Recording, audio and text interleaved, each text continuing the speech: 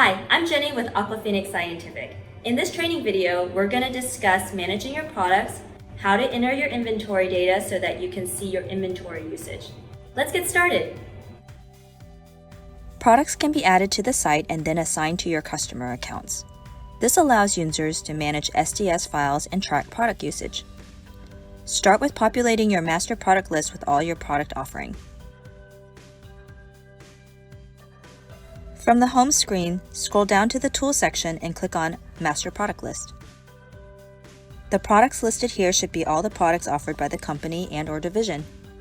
Users with access to the Master Product List will be able to view and download the latest SDS and product data sheet from this list. The list can be filtered by entering a name or description in the search box. Click on any column header to sort by order. Click Add Product to add a new product to the Master Product List. Enter a product name and description for the product. Click Select File or drag and drop the SDS file into the first box. Click Select File or drag and drop the product data sheet into the second box. This field is optional. Please note the files uploaded has to be in PDF format. Toggle the Active button to Yes and enter density. Select a unit of measurement and assign to the desired division or organization.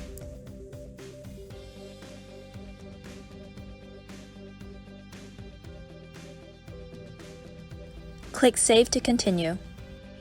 Products can be edited or deleted by clicking on the gear icon to the right of the product name. Now that the product is available in the Master Product List, it can be assigned to a specific system where it is being used. From the home page, select a customer, facility, building, and system from the Customer Selection toolbar. Navigate to the system quickly if you know the system number. Double-click on the system box and enter the system number, then click Select. Once a system has been selected, scroll down to the Tools section and click on Customer Product List. The products listed here are products being used at this system. Users with access to this system can view and/or download the SDS or product data sheet from this list. Filter products by using the provided search box. Users can add products to this list by clicking on Add Product. Select a product from the drop-down list, then click Save. Repeat as needed. If this product is not saved in any reports or is not being used in inventory setup, it can be removed off this list. After assigning the product to the system, users can set up inventory to record product usage. Return to the home page, make sure you still have the correct system selected, and then click on Setup Report and select Inventory. Click on Add Inventory. Inventory readings can be collected with two methods: user enter data or controller data. Let's look at manual entry first. Select User Entered Method, then select Meter Reading or Product Reading. When setting up a meter reading, users need to enter the meter description, unit of measurement, and a max daily usage. The max daily usage will help determine if the result entered is out of range. Click Next to proceed. Alarm contacts can be assigned to meter readings by toggling the alarms on specific users. Click Save to proceed. Now let's set up product inventory. Click on Add Inventory. We're still setting up inventory for manual entry, so click on User Entered Data. Then select Product Inventory. A list of products will be displayed.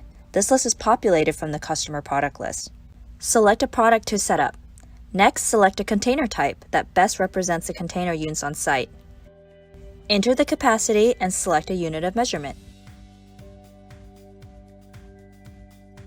The container dimensions are optional.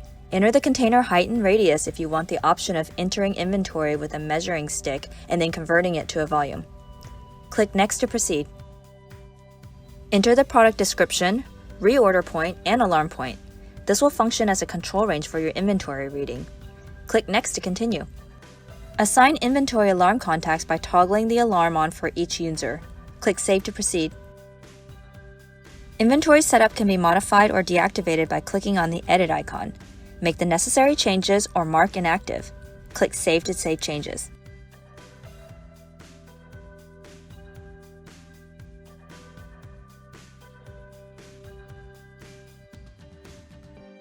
Click on the trash icon to delete the inventory item.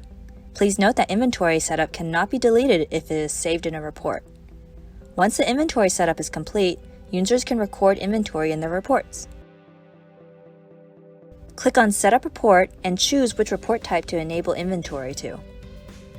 In the Inventory section, check the box that says Enable Inventory and click Save. Now that inventory has been enabled to the report, users can start recording their inventory readings. Click on Create Report. The Inventory section will now appear. For meters, all you need to do is enter the current meter reading.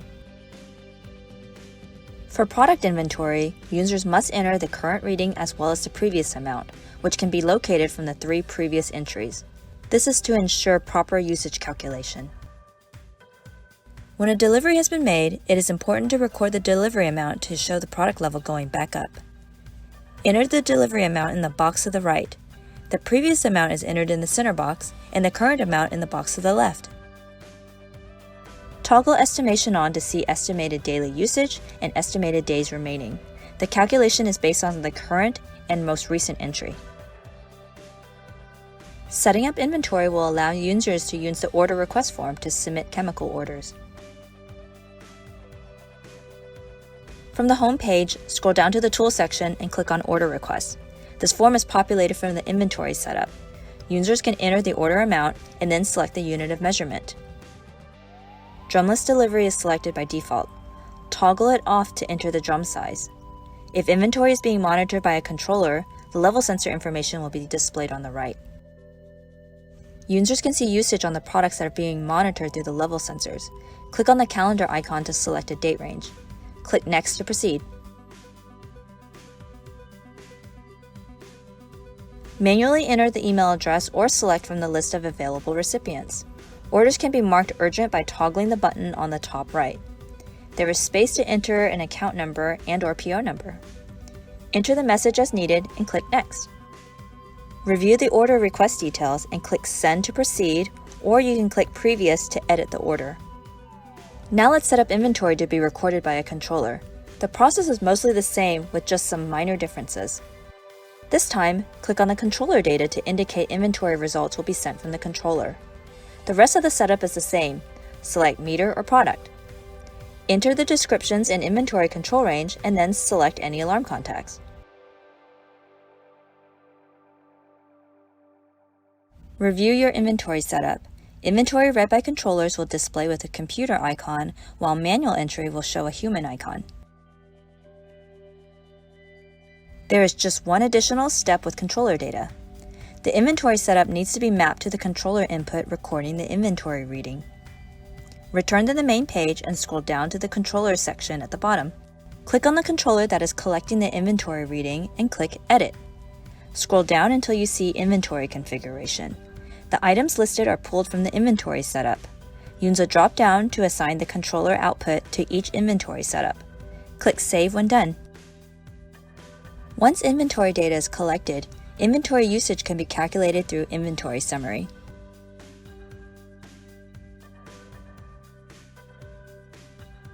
I hope you found this video helpful. Please contact your system administrator if you have any additional questions. Thanks for watching.